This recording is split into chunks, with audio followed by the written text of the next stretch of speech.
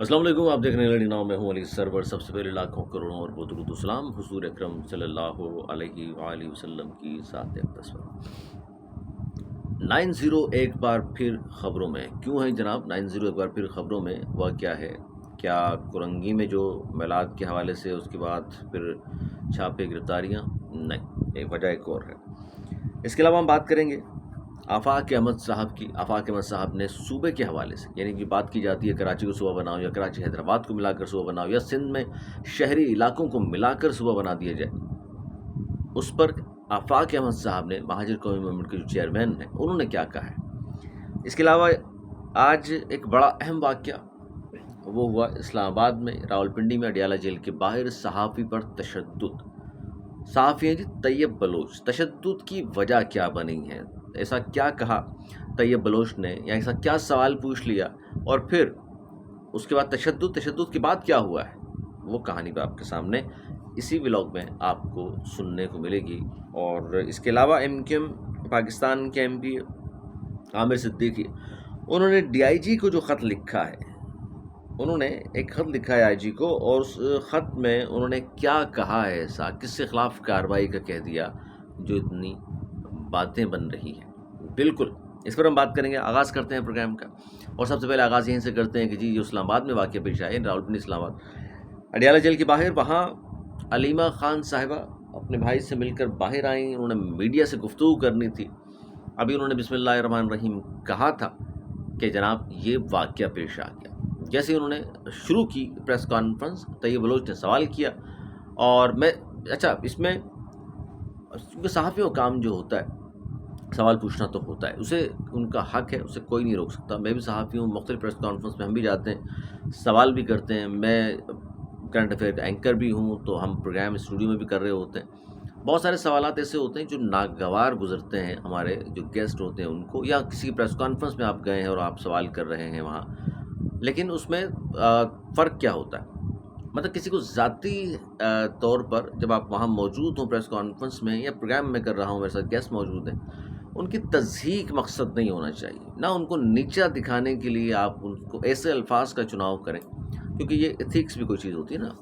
तो अब उन्होंने सवाल जो पूछा उसमें ये कहा उन्होंने कि जनाब अलीमा खान साहिबा से कि मेरी तस्वीर और ट्रोलिंग की जा रही है, आपके कारकुनान में मेरी जान को ख़तरा है, और आप होती कौन है, आपके औकात क्या है। देखिए, किसी भी खातून को कोई सहाफ़ी ये कैसे कह सकता है यार, मैं प्रोग्राम में भी हम तो ये बात नहीं कर सकते, और ये अखलाकी तौर पे की भी नहीं जानी चाहिए। कम से कम सहाफ़ी का काम तो ये नहीं है किसी को, वो भी खातून, 71 साल की खातून है जो आपकी वालदा से भी ज़्यादा उम्र की होगी, उनके बारे में कहना कि आपकी हैसियत क्या है, आपकी औकात क्या है। अच्छा, उन्होंने फिर आपको कुछ कहा भी ना हो, एक तो ना लड़ाई के दौरान उन्होंने कुछ कहा, गालियाँ दी, आपने भी सामने से कुछ कह दिया, ये भी नहीं था। अभी तो प्रेस कॉन्फ्रेंस शुरू भी नहीं हुई थी। अच्छा, इसमें एक तो इन्होंने पूछा गलत, अंदाज़ गलत था, लेकिन इनके साथ हुआ वो उससे ज़्यादा गलत हुआ। वो क्या हुआ कि पीटीआई के लोगों ने फौरी तौर पर जो कारकुनान मौजूद थे, उन्होंने उनको मारना शुरू कर दिया, इनको गालियाँ देना शुरू कर दी, इनको धक्के देना शुरू कर दिए। इंतहाई काबिल मज़म्मत चीज़ है ये, बिल्कुल नहीं होना चाहिए था। सहाफ़ी ने अगर ये लहजा अपनाया भी था, तो उसका मतलब ये नहीं होता कि आप उसको पकड़ करके उस पर तशद्दुद शुरू कर दें, उसको मारना शुरू कर दें, उसको धमकाना शुरू कर दें। ये बिल्कुल नहीं होना चाहिए था। गलत अंदाज था सवाल पूछने का, बिल्कुल सही है ये बात।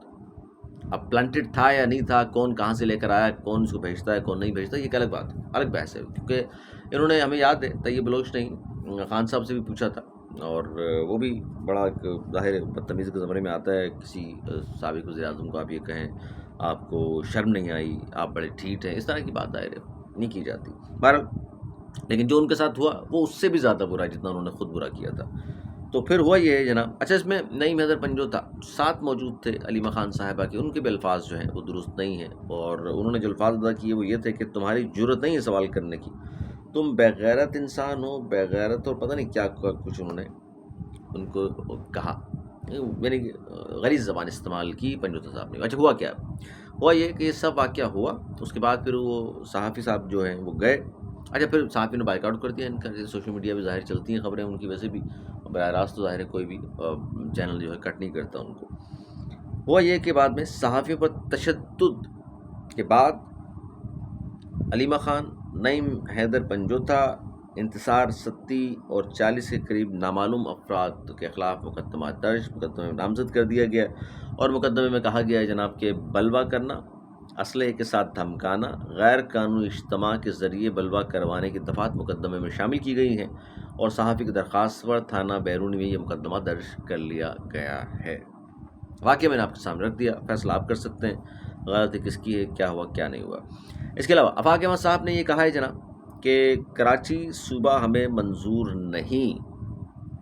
اب بہت سارے لوگ یہ سوال کر رہے ہیں کہ یار یہ کیا بات کر دی آفاق احمد صاحب نے کہ کراچی صوبہ منظور نہیں۔ ایک طرف جو صوبے کی بحث چل نکلی ہے کہ جی صوبے بننے چاہیے پاکستان میں، 12 صوبے بننے چاہیے، کوئی کہتا ہے کہ جی 38 صوبے بنا دیں، کوئی کہتا ہے ڈویژن میں تقسیم کر دیں، یہ بات ہو رہی۔ اور جب سے پاکستان بنا 4 ہی صوبے، اور جو ہمارے ساتھ ملک آزاد ہوئے تھے دنیا بھر میں ان میں بہت سارے صوبے بنے ہوئے، اور صوبے بنانے سے ملک کمزور نہیں ہوتے اور مضبوط ہوتے ہیں۔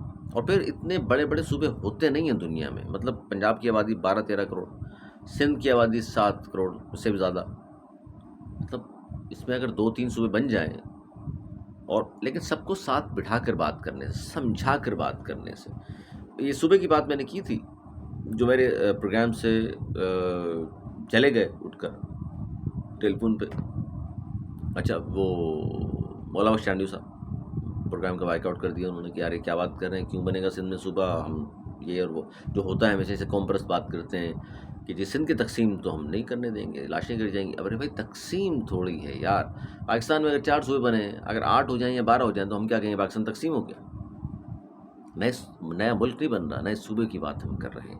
اس سے اگر وحدت پہ فرق نہیں پڑ رہا، مزید مضبوطی آ رہی ہے، اس میں لوگوں کو اپنے حق حاصل کرنے میں مزید آسانی ہو رہی ہے، تو اس میں کیا مذائقہ ہے؟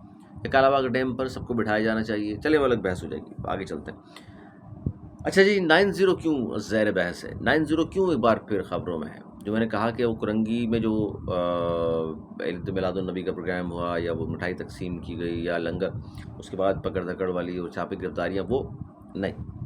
اس کی وجہ یہ ہے، اس کی وجہ یہ کہ ایک زمانے میں 90 یعنی عزیز آباد کا جو علاقہ ہے، تو وہاں کسی بھی عام آدمی کا جس کا تعلق ایم کیو ایم سے نہیں ہوتا تھا، خاص طور پر میں بات کروں کھل کر آپ سے کہ کوئی سندھی بھائی ہو، بلوچ پٹھان بھائی ہو، کشمیری ہزارے وال اور دیگر جو لوگ تھے، بلوچ یا سرائکی، اور ان ایون کہ اب اردو بولنے والے بھی جن کا تعلق نہیں تھا، تو یہاں تو جاتے ہوئے دادا وہ سوچتے تھے یہ تو ہو ہی نہیں سکتا کہ ایسی بات، خاص طور پر جہاں 90 جس گلی میں یا جس جگہ کا نام 90 ہے وہاں کوئی اس طرح کا شرپسند جا کر کارروائی کرتے تو ہو نہیں سکتا۔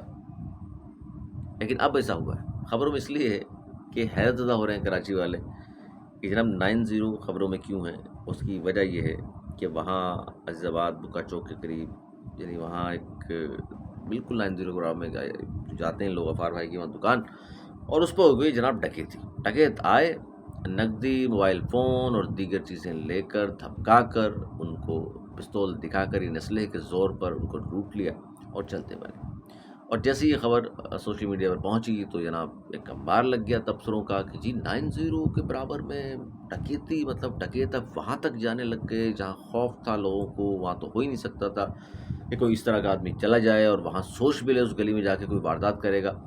بھیا ڈکیت تو ڈکیت ہے، اب ان کو روکنے والا ٹوکنے والا تو اس وقت کوئی ہے نہیں، سیدھی بات ہے۔ اب تو کراچی میں دندناتے پھرتے ہیں، ڈیفینس میں ان کے ہاتھوں محفوظ نہیں ہے، کلفٹن پہ بھی وارداتیں وہ کر رہے ہیں، وہ ناظم آباد میں بھی کرتے ہیں، وہ گلشن حدید میں بھی کرتے ہیں، وہ رنگی کرنگی، ہر جگہ جہاں ان کا دل چاہتا ہے۔ اس پہ بھی بہت سارے لوگ یہ کہتے ہیں کہ جناب ایک زمانے میں تو 20 لاشیں گرا کرتی تھی، اس سے تو بہتر ہے، چلے جو اس کو بہتر سمجھتے ہیں سمجھتے رہیں بھائی، لیکن حقیقت یہ ہے کہ وہ بھی اچھا دور نہیں تھا، 20 لاشیں گرتی تھی، اور یہ بھی اچھا دور نہیں۔ اب 43,000 میں پڑھ رہا تھا، خبر آپ کی نظر سے بھی گزری ہوگی کہ جناب رواں سال اب تک 43,000 اسٹریٹ کرائمز کی وارداتیں ہو چکی ہیں کراچی میں۔ پھر اس کو لاوارث نہ کہیں تو ہم کیا کہیں شہر کے بارے میں؟ آپ کوئی نام تجویز کر دیجئے، یعنی کوئی ہے آواز اٹھانے والا؟ پاکستان پیپلز پارٹی کی حکومت، میئر موجود یہاں پر، 22 ایم کیو ایم کے موجود، 37 ایم پی ان کے موجود، پیپلز پارٹی کے ایم بھی کراچی سے منتخب ہوئے ہیں، ایم پی ایس بھی منتخب ہوئے ہیں، کہاں ہیں بھائی سب یہ لوگ؟ کراچی کو اگر اپنا سمجھتے ہیں آپ تمام لوگ، تو خدارہ کب آنکھیں کھلیں گی، کب لوگوں کے لیے آواز اٹھائیں گے، کب ان کے حقوق کے لیے بات کریں گے، کب ان کو انصاف ملنا شروع ہوگا، کوئی پوچھنے والا نہیں۔ اور جن علاقوں کو آپ اور ہم محفوظ تصور کیا کرتے تھے، ایک زمانے میں تو کراچی میں وہ تھا کہ گلیوں میں دروازے لگا کرتے تھے اور اس سے بڑا فائدہ ہوا تھا۔ کوئی غیر آدمی یعنی جو اس محلے میں اس گلی میں رہتا تھا وہ اندر آ سکتا تھا، سمپل سی بات ہے، چور ڈکیت کو تو راستہ مل نہیں سکتا تھا۔ اور اس گلی کے تو لوگ ظاہر پھر چوری چکاری کرنے سے رہے یا ڈکیتی مارنے سے رہے، سب جانتے ہیں ایک دوسرے کو، تو بڑا اچھا سسٹم تھا۔ لیکن بہر وہ ایک پھر الگ ایک داستان ہے، پھر کیا ہوا اور کیوں ختم ہو گیا۔ اچھا آفاق احمد صاحب کی طرف آتا ہوں، پھر 90 کی طرف اسٹوری بھی بعد میں آتا ہوں۔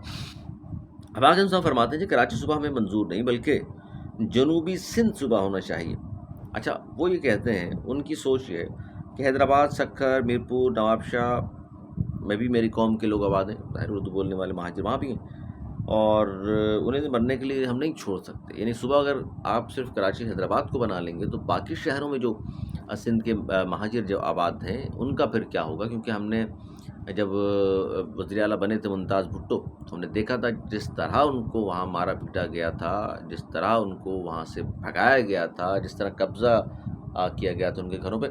تاریخ ہے بھائی، یہ بھی یہ ہوا تھا۔ وہ کہہ رہے ہیں جی یہی ہوگا اگر خدا نخواستہ اگر صرف کراچی حیدرآباد کو صوبہ بنا دی جائے، تو وہ کہتے ہیں جنوبی سندھ کو صوبہ ہونا چاہیے، کیونکہ یہ بھی میری قوم کے لوگ ہیں، ان کو تنہا ہم نہیں چھوڑ سکتے۔